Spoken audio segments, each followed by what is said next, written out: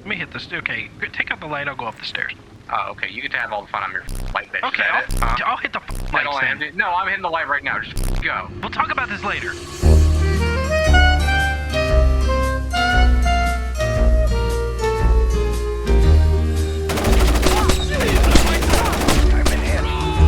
This game is suddenly a lot more fucking fun.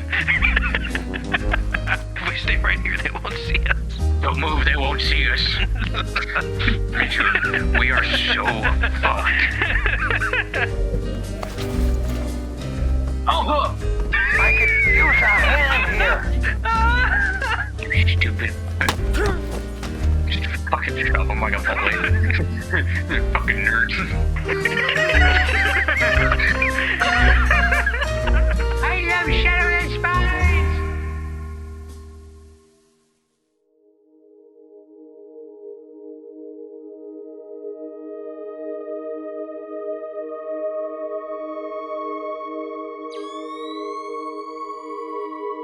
When the world needed Special Agent Bob and Secret Agent Steve the most, they vanished. Once, they represented a fantasy of perfect coordination. Two professionals, one mission, no friction. But time moved on. The broadcasts ended and the fantasy of effortless co-op died quietly, much like Split Screen. In their place, two 25-year-old men are playing a 20-year-old game. This is not a story about elite operatives. It is a story about patches, VPNs, crashes, and the slow erosion of patience. Friendships will be tested. Trust will be broken. At least one man will stop responding in Discord. And yet, when the lights go out, when the guards fall silent, when everything finally works, for a moment they pretend. Mitchell and Colton fill the shoes of the finest official, unofficial Splinter Cells. They are completely stupid, and yet, sometimes, it almost works. In first grade, I bragged about playing Splinter Cell co-op to everybody in my class. Here I am nearly 20 years later, and I'm still doing the same stupid shit. I genuinely cannot stop talking about this game in what I would medically describe as an unhealthy amount. But even with all that bias, I was actually excited to replay the co-op campaign for the first time in nearly 20 years. I barely remember anything from back then, which made it feel new again. And somehow after replaying the whole thing, I can confidently say I barely remember shit now. Now, in a perfect world, playing Splinter Cell Chaos Theory co-op would be as simple as hitting the big glowing play button. But that world died sometime around the Xbox 360 era and was buried underneath 7 different launchers. Because first, you need a patch. Then both players need Radman VPN. Then both players need to actually connect to each other without one of them mysteriously disappearing into the void. The PlayStation froze. Then you need to launch the game and hope it doesn't crash immediately. Then you realize one of you has the wrong resolution or the wrong refresh rate and the wrong controller plugged in. Then the game will crash anyway. And by the time everything finally works, you've already burned through all of your enthusiasm and at least one friendship. This is the part that sucks, because the co-op itself is absolutely incredible, but the process of getting there is so hostile, I completely understand why most people never even bother. It's not that the game has aged badly, it's that modern computers actively resent you trying to have fun with somebody else. Thankfully, though, I was able to convince, and by convince I mean legally threaten, my best friend into playing this with me for an entire year. Oh, So shout out to Colton, genuinely. You are directly responsible for this video existing, and for a lot of people reliving something they probably haven't touched in decades. You're the real MVP, bro, and I owe you one. By the way, when you go to make your video, I want you to leave this in. This motherfucker pestered me every single night, every single day, sun and moon, to play this fucking shit. Once you're actually in, the co-op campaign mostly runs alongside the main story. It's not some cheap side mode, it's basically a second perspective layered on top of Chaos Theory. Gameplay-wise, it's almost identical to the single-player campaign. Except now you've got synchronized takedowns, boosting each other up ledges, covering angles, and silently communicating like two idiots who think they're elite operatives. I swear that's all I know. You'll have to kill me. Did you memorize any of the codes you just said? Nope. Amazing. We choked out the vice president of another country for no fucking reason. JD Vance, what are the launch codes? Oh, it's 5829. Thanks. You get any of that? Nah. It adds just enough chaos to an already tense game without ruining what makes Splinter Cell work. You're still creeping through the shadows, still waiting on guard patterns, and still holding your breath during alarms. Except now there's another human being involved, which somehow makes everything more stressful and more fun at the same time. It can be methodical, it can be sloppy, it can be insanely cool, and occasionally, it can completely fall apart in the funniest way possible. But when it works a lot. Don't stay in the dark, stay in the dark. Can you grab the one in the far back from behind? Already on it. Let's fucking go. Fucking big brain. It feels like something modern games still haven't figured out how to replicate. So yeah, after 20 years, I'm still bragging about Splinter Cell's co-op. And honestly, I'm fine with that. So let's get into it. Panama is arguably the best designed co-op mission in the entire game, like hands down. And no, not because it's tied to the Panama Bank from the single-player campaign. That's just lore. Lore doesn't make a level good. Level design does. Panama works because it's Chaos Theory at its most confident. Big spaces, multiple routes, verticality, and the unspoken expectation that you're smart enough to just not screw it up. This game does not hold your hand. It just gives you a room and silently judges whatever decision you make inside of it. There's this like massive ass chandelier room that exists for one reason: to expose how competent or incompetent you actually are. We had no problem with it. You know why? Because our brains are fucking massive. It's like wide open. It's layered like 3 stories or some shit, and it gives you just enough freedom to either look like a professional or completely embarrass yourself in front of your buddy. I told you not to talk, Eduardo. Oh my fucking god, that worked. Which is exactly what a good Splinter Cell level should do. As an introduction to co-op, Panama is basically perfect. Now, I thought it went great. Colton was going through it. We may be on the spectrum, Mitchell, I ain't gonna lie.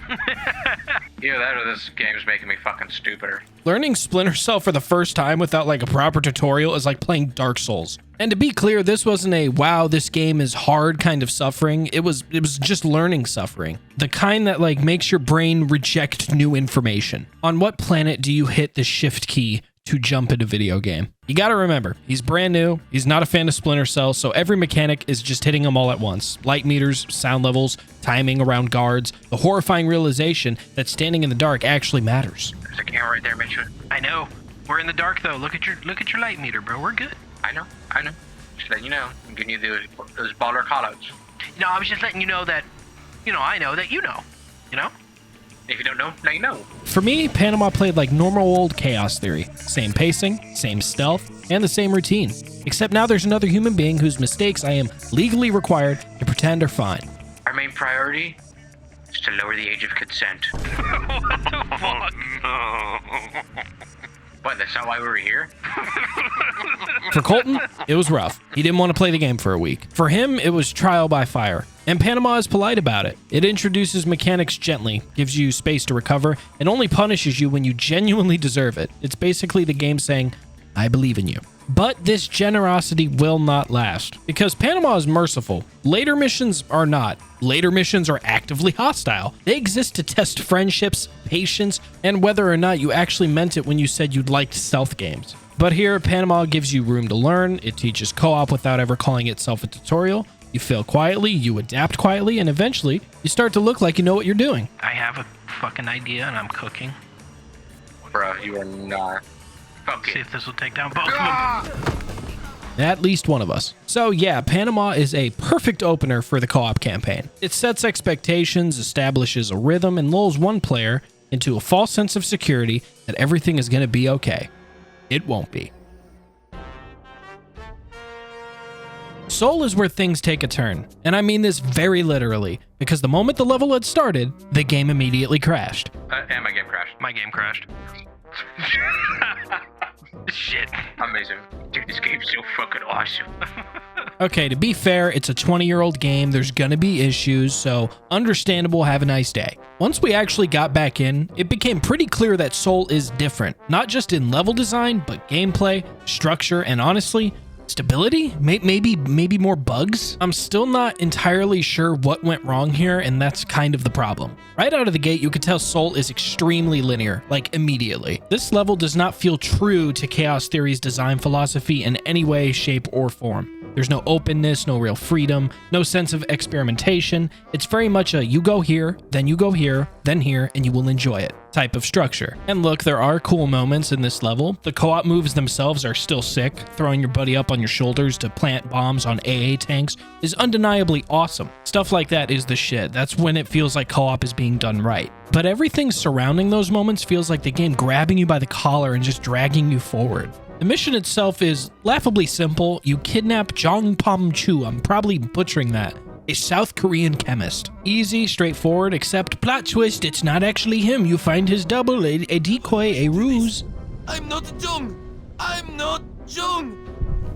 What are you doing? It turns out Jong has been relocated. That guy was a double. I'm well aware. That wasn't fucking Jong.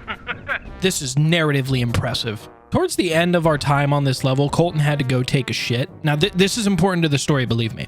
So I'm left alone, kind of wandering around in this bar nightclub area for about 20 minutes, trying to figure out what the game actually wants us to do from here. Once he comes back, he tries helping too. We're climbing stuff, looking for doors, looking for ledges, and second-guessing every decision we've made up until this moment. And nothing. You guys want to know what stands out to me a lot in video games? If you have to leave the game like I did and go watch a YouTube playthrough just to figure out how someone else finished the level, that's poor game design. Trust me, I went back through my footage and there was like nothing pointing towards what to do next. Turns out the real Jong had ran off. He booked it to a place we'd already been to earlier in the mission, so naturally the game didn't clearly communicate this to us, or we're just really stupid if it did, and now we're supposed to just backtrack. So we do. Let's run him down. Let's fucking get him. Let's get up. Fuck this guy. Jog, I swear, if you're a double again, I'll fucking kill you. I think once I did this, the game had completely fallen apart. I don't know if knocking him out soft-locked the mission, or if we failed some invisible objective, or if Chaos Theory simply decided it was done with us, but we could not extract with his body at all. No prompt, no progress, nothing. So instead of finishing the mission, we had to quit at the very end of the mission. Great level design, Ubisoft. Where the fuck is the magic charm here that was in Panama? Where's the charm that's in the entire single-player campaign? Because I'm looking for it and it's just not in this level. Seoul feels like a co-op level that actively distrusts the player, strips away the openness that makes Chaos Theory great, funnels you down this narrow path, and then it still somehow manages to be unclear at the finish line. It's linear and confusing, which is honestly impressive in the worst possible way. We're 2 levels in, and this is the mission that makes the game stop feeling like Chaos Theory with a friend and starts feeling more like an experiment that didn't get enough playtesting. I hate the level design here. And unfortunately, in Chemical Bunker, it doesn't get any better. I don't want to play this anymore. I don't want to play this game anymore. Chemical Bunker is where our patients went to die. I am fully convinced in the year 2026, Chaos Theory co-op on PC is just fundamentally broken. This mission did everything in its power to convince us that we were not meant to finish this campaign, which sucks because on paper, this mission actually sounds awesome. I mean, surface level, you're breaking into a chemical bunker through missile silos and shit. That's awesome. And for a short time, you think, oh man, we are so back. And then you actually get inside of the bunker and Jesus Christ. From the moment you're in there, the level turns into a straight up nightmare. The progression stops making sense, objectives don't trigger, items don't exist when they're supposed to, and this game gives you absolutely zero feedback on whether you did something right or wrong, or if it's just broken again. Dude, I'm so glad that dude left the random, super virus recombinant on a random fucking desk. It's so awesome. So we get to this section with tube tester things, or whatever the hell they're called, and both players need to mix DNA at the same time. That's cool. Very co-op, except we're missing monkey blood. We know exactly where the monkey blood is supposed to be, it's just not there. So naturally, once again, we assume that we are idiots and we start combing through the level. We start backtracking, double checking rooms, and nothing. The monkey blood does not exist. It has vanished from reality. Then it turns out we find a cabinet with some random tutorial text sheet explaining how to mix the DNA. Oh, dude, why didn't I think of this, dude? You searched the fucking cabinet. Okay, fine, I guess. And the second we read that, the monkey blood spawns in the vial in the room where we thought it would be. Oh my fucking god. No. No! This is awesome.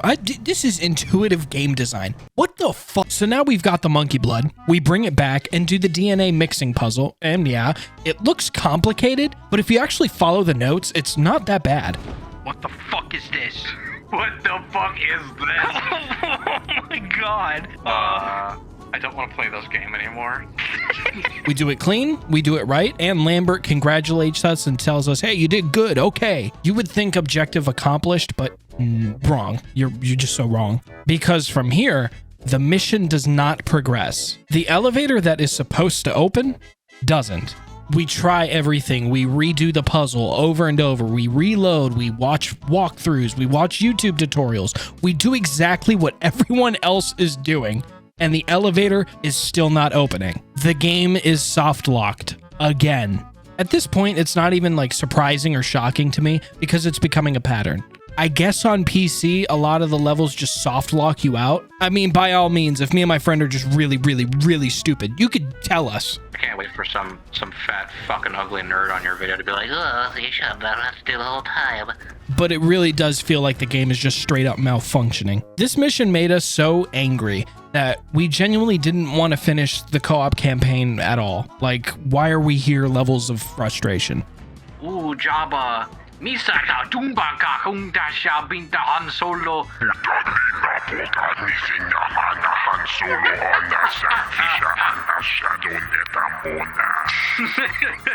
I'd suggest, like, I know I'm only like halfway through this video. If you want the real Chaos Theory co-op experience, play it on Xbox. I know the PC has like the 2 extra missions available, but I don't care. This shit is so rough. So we ended up quitting this mission too, and we didn't touch the game for 2 weeks. Chemical Bunker didn't just test our patience, it broke our momentum entirely. And from here on out, the co-op campaign stops feeling like a classic stealth experience and starts feeling like a hostile negotiation with a 20-year-old game. It pretty much stagnates from here. Train Station somehow manages to be Chemical Bunker Part 2. Before we talk about the level itself, let's get this out of the way. This level crashed our game 7 times. Watch it crash. It just crashed. Thanks, bro. Why'd you have to say that? I'm not exaggerating. It was 7 times. Eventually, though, the solution wasn't teamwork or anything. It was both of us deciding to uninstall and reinstall the game for it to actually work. Once the level runs, though, I'll give it this. It does start off pretty strong. Working your way up from the sewers into the subway and finally surfacing at the train station feels properly like a Splinter Cell game. It's layered, really moody, and for a brief dangerous moment, it tricks you into thinking, oh my god, this is actually gonna work. There's a recurring bomb defusal minigame where you and your partner have to disarm explosives in sync, and surprisingly, it's really fun. It feels like real co-op instead of, mixing vials of DNA at the same time. This feels more like Splinter Cell to me, except for our first attempt. Oh! What was that? What the fuck did you do? Input error. As the level goes on, though, the design opens up a bit, especially once you hit the surface in the train station, because the station itself actually gives you space to move around, scout, and approach things creatively, which I appreciated. And because at this point, I was desperate for anything that didn't feel like a guided tour run by a very angry Ubisoft employee. But of course, we hit another completely unjustified roadblock. Our objective is super simple. Bug the phone that Chu is going to use, undetected. Good. Chu will be receiving a call from the payphone in the center of the station. You need to bug that phone without being detected, or Chu will panic and we're finished. Don't get detected.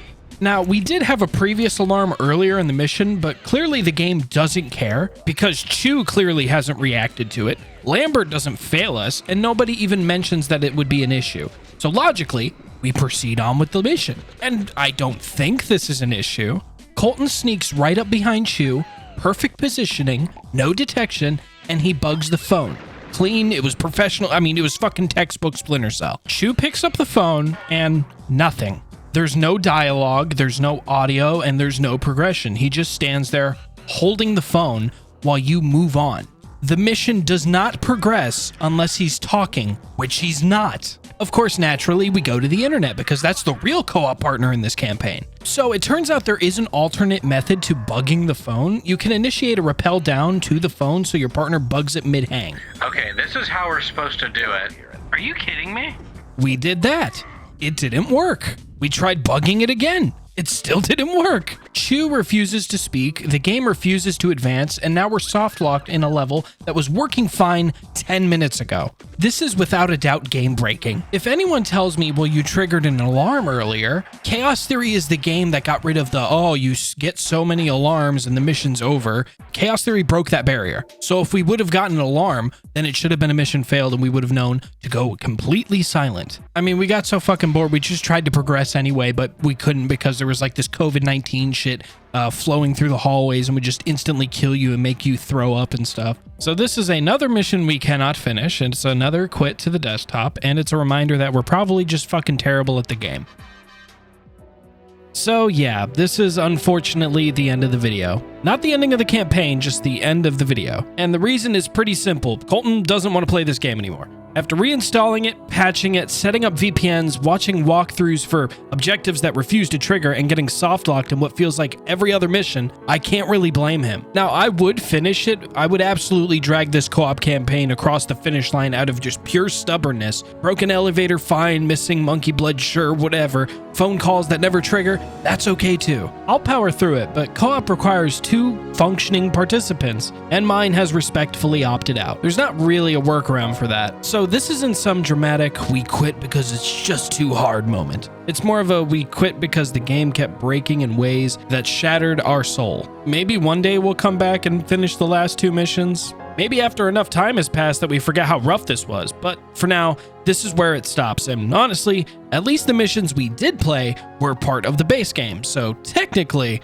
we made it through the core experience. The rest of the missions, we'll call that downloadable emotional damage, and that is good enough for me. Anyways, guys, that's gonna do it for this video for now. If you liked the video, go ahead and hit like. If you disliked it, of course, hit dislike. And if you're feeling generous enough, maybe subscribe. All right, guys, I'm gonna see you in the next one. See ya.